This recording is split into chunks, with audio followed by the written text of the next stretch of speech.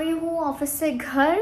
और आज का जो मेरा दिन था वो बेस्ट दिन था, क्योंकि आज मेरा लास्ट डे था। थोड़ा बेस्ट मतलब थोड़ा सेंटिमेंटल भी था, क्योंकि मतलब थोड़ी मैं एक्साइटेड थी जब से कि मैं मतलब दूसरी जगह जा रही हूँ, तो दूसरी जगह को लेकर के कि कुछ नया मैं स्टार्ट करने के लिए जा रही हूँ और आगे बढ़ रही हूँ।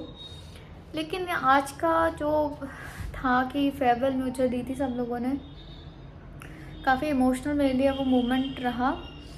सब लोग काफ़ी मतलब अच्छा बोले सब लोग कि अच्छी लड़की है, मतलब अच्छी लड़की थी, काफ़ी अच्छा इसका काम था। और पता नहीं क्यों जी जा रही है वहाँ पे, बिल्कुल हमें पसंद नहीं है कि ये जा रही है वहाँ पे मतलब।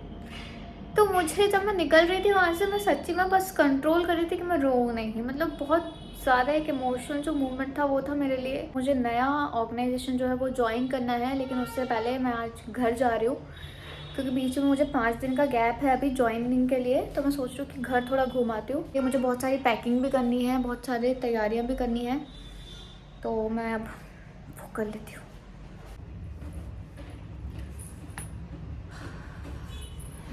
तो ऑफिस से आने के बाद पहले मैं सोच रही थी कि मैं पैकिंग कर लूँ, क्योंकि मैं आज घर जा रही हूँ, मैंने बताया था जैसा।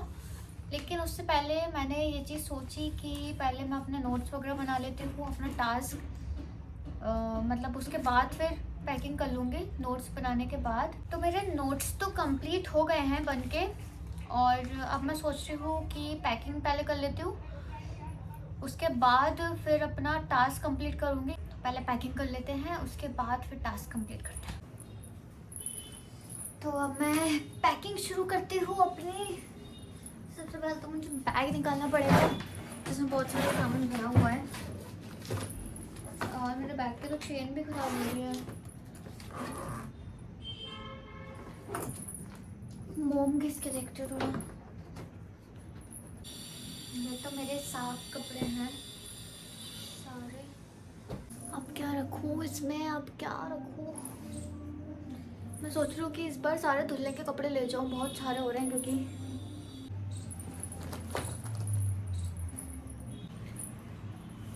तो मैंने एक और बैग निकाल लिया है, ये वाला। मैं सोच रही हूँ कि जब भी मैं घर से आती हूँ ना तो थोड़ा सामान मेरा बढ़ ही जाता है, क्योंकि मम्मी कुछ कुछ रख देती हैं। तो ये वाला भी बैग ले चलती हूँ, जिससे कुछ सामान अगर लेकर मुझे जाना होगा तो मैं इसमें लेकर के उसे आ सकती हूँ। तो ये भी रख लेती हूँ, ये बाद में रखूँगी कभी टास्क क्योंकि करने में मुझे। Most important thing is my makeup kit, जो बहुत ज़रूरी है, चाहे हम घर जाएं या फिर हम कोई ओकेजन पर जाएं, इट इज़ नेसेसरी। तो मेरा ऑलमोस्ट पैकिंग हो गई है, ज़्यादा सामान मैं ले जा नहीं रही हूँ घर पे।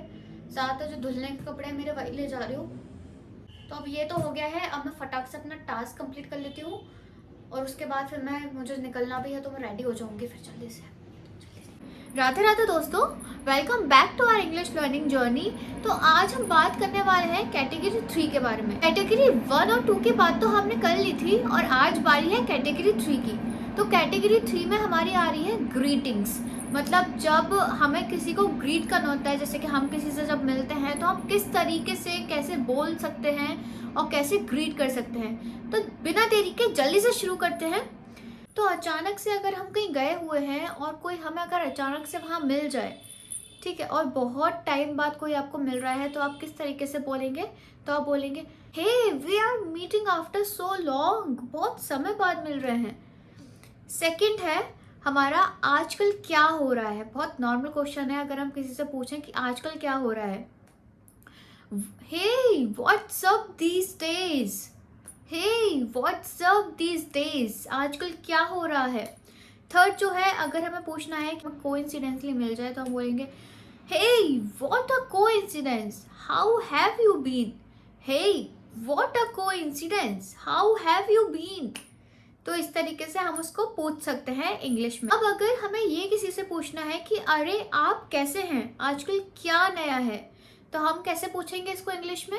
हम पूछेंगे hey how are you, what's new these days, आजकल क्या नया है, व्हाट्स न्यू दीज डेज।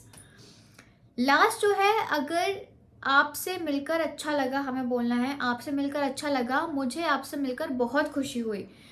तो नॉर्मली अगर बहुत टाइम बाद हम किसी से मिल रहे हैं तो हम बोलते हैं Hey, nice to meet you. I'm so glad to catch up with you today. तो इस तरीके से हम पूछ सकते हैं। तो जब भी हमें कोई अब रास्ते में मिल जाए, कोई आपका फ्रेंड आपको बहुत टाइम बाद मिल जाए, तो आप इस तरीके से उसको इंग्लिश में ग्रीट कर सकते हैं।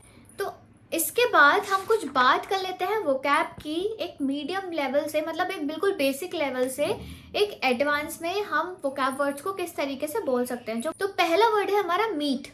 मीट को हम बहुत बेसिक इंग्लिश में बोलते हैं मीट, और इसको हम एडवांस लेवल में बोलते हैं कैच।